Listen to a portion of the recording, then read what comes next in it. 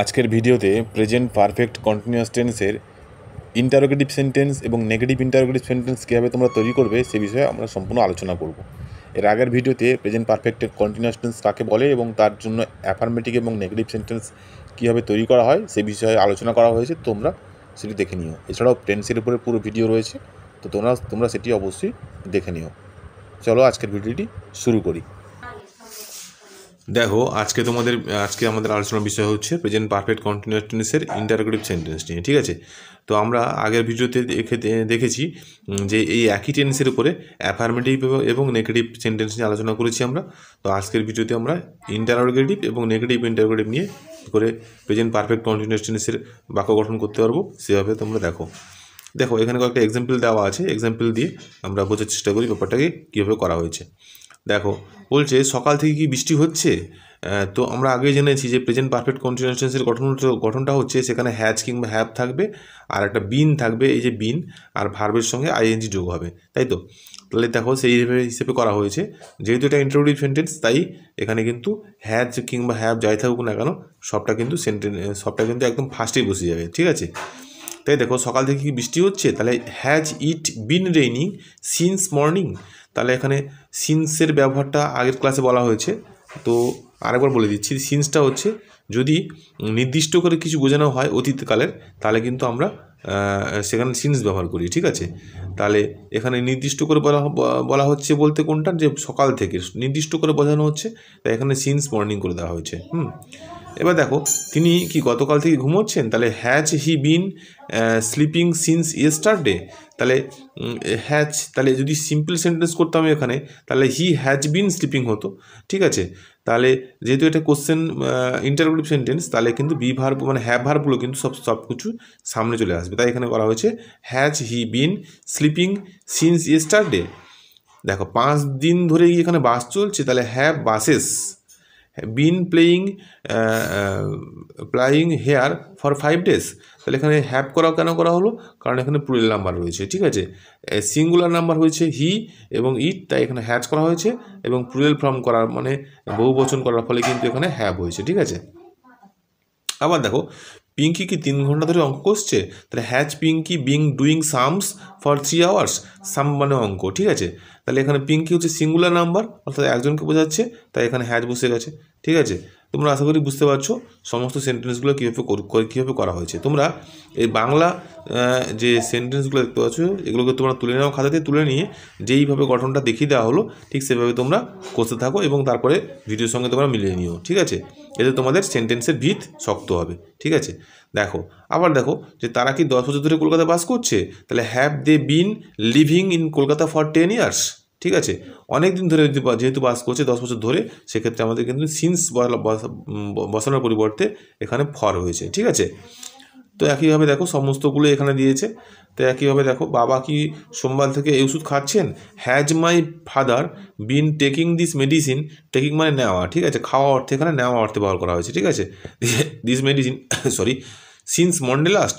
তাহলে গত সোমবার থেকে কি ওষুধটি খাচ্ছেন, তাই এখানে করা হয়েছে। যা বলা হলো দেখো সেগুলো কিন্তু এখানে গঠন আকারে লিখে দেওয়া হয়েছে। কি বলা হচ্ছে যে প্রেজেন্ট পারফেক্ট কন্টিনিউয়াস টেন্সের প্রশ্নবোধক বাক্য গঠনটি। প্রথমে বলা হয়েছে হ্যাভ বা হ্যাজ বসছে, তারপরে সাবজেক্ট, তারপরে বসছে বিন, তারপরে মূল ভার্বের সাথে আইএনজি যোগ হয়ে গেছে, তারপরে অবজেক্ট বা কমপ্লিমেন্ট করা হয়েছে। ঠিক আছে, এটাকে একটা ছকের মাধ্যমে এখানে দেখিয়ে দেওয়া হয়েছে। তাহলে দেখো প্রথমে হ্যাজ বা হ্যাভ, তারপর সাবজেক্ট, তারপরে বিন বসে গেছে, তারপরে মেন ভার্ব প্লাস তার সঙ্গে আইএনজি যোগ হয়ে গেছে, তারপরে অবজেক্ট কিংবা কমপ্লিমেন্ট হয়েছে। ঠিক আছে, যে এক্সাম্পলগুলো আগে পড়লাম সেগুলো এখানে ভাগ করে দেওয়া হয়েছে। প্রথমে দেখো হ্যাজ, তারপরে পিঙ্কি, তারপর বিন, তারপর ডুইং, তারপরে সামস ফর 3 hours। ঠিক আছে, সবগুলোই একই রকমভাবে করে দেওয়া হয়েছে। আশা করি তোমরা বুঝতে পারলে যে প্রেজেন্ট পারফেক্ট কন্টিনিউয়াস টেন্সের ইন্টারোগেটিভ সেন্টেন্সের গঠনটা কীভাবে হতে পারে। ঠিক আছে, এবারে চলো আমরা এই সেন্টেন্সেরই নেগেটিভ গঠনটা আমরা কীভাবে করবো সেটা দেখো। এবার দেখো প্রেজেন্ট পারফেক্ট কন্টিনিউয়াস টেন্সের ইন্টারোগেটিভ নেগেটিভ। ঠিক আছে, অর্থাৎ না বাচক না প্রশ্নবোধক বাক্য বা না প্রশ্নসূচক বাক্যর ক্ষেত্রে করা হয়েছে। কয়েকটা এক্সাম্পল দিয়ে একইভাবে দেখি যে নট না মানে এখানে তো নট ঢুকবে অবশ্যই, কিন্তু নটটা আমরা কোথায় লাগাবো দেখো সেন্টেন্সের মাধ্যম দিয়ে বোঝার চেষ্টা করি। কি বলছে, যে আমি কি 3 ঘন্টা যাবত অঙ্ক করছি না, তাহলে এখানে না হয়েছে। তাহলে আমরা আগের ক্ষেত্রে কি দেখেছি যে হ্যাভ কিংবা হ্যাজ বসবে, তারপরে সাবজেক্ট বসবে, তারপরে হচ্ছে বিন বসবে, তারপরে হচ্ছে ভার্ব প্লাস ভার্বের সঙ্গে আইএনজি যোগ হয়ে যাবে, তারপর বাকিটা যা আছে তাই হয়ে যাবে, তাই তো। তো দেখো এখানে নট যেহেতু লাগাতে হবে আমরা, তাহলে নটটা কিন্তু লাগাবো সাবজেক্টের পরে এবং বিনের আগে, ঠিক আছে। দেখো তাহলে আমি কি 3 ঘন্টা যাবত অঙ্ক করছি না, তাহলে have I not been doing sums for 3 hours, ঠিক আছে। তাহলে কি হলো, এখানে হচ্ছে আইটা হচ্ছে সাবজেক্ট, তাহলে সাবজেক্টের পরেই কিন্তু আমাদের নট বসে গেল, ঠিক আছে। শুধুমাত্র ইন্টারোগেটিভ সেন্টেন্সের ক্ষেত্রে কিন্তু বিন বসতো, যেহেতু এখানে নেগেটিভ হবে তাই এখানে কিন্তু নট বসে গেছে। আবার দেখো কাল বিকেল থেকে কি বৃষ্টি হচ্ছে না, তাহলে has it not been raining since yesterday afternoon. তাহলে দেখো তাহলে it need not been raining since yesterday. আশা করি সেন্টেন্সটা তোমরা বুঝতে পারলে। তারপর দেখো তারা কি 5 বছর যাবত এখানে বাস করছে না, তাহলে তারা হচ্ছে দে, যেহেতু দে এর প্লুরাল ফর্ম, তাহলে তার আগে হ্যাভ বসছে, আর এই সাবজেক্টের পরে কিন্তু নট বসে গেছে, তাহলে they not been living here for 5 years.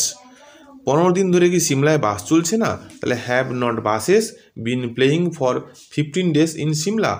কীভাবে ট্রান্সলেশনগুলো হচ্ছে দেখো, তাহলে কি হলো, এবারে একটা জিনিস খেয়াল করে দেখো, আমরা এতক্ষণ ধরে সাবজেক্টের পরে কিন্তু নট করছিলাম, ঠিক না। এরপরে দেখো এই সেন্টেন্সটা দেখো, বাবলার আগেও কিন্তু বসছে নট, এবং এখানে বাসেসের আগেও বসছে নট। তাহলে কি জানালো যে বাবলা কিংবা বাস এগুলো হচ্ছে নাউন, তাই যেহেতু নাউন এখানে, তাহলে নাউনের আগে বসবে নট, আর এই যে আই কিংবা ইট কিংবা হি এগুলো হচ্ছে প্রোনাউন, তাহলে প্রোনাউনের পরে বসবে নট। আশা করি তোমরা বুঝতে পারলে। তাহলে ব্যাপারটা হচ্ছে প্রোনাউনের পরে নট এবং নাউনের আগে নট, ঠিক আছে। নাউনের আগে নট বসে গেছে।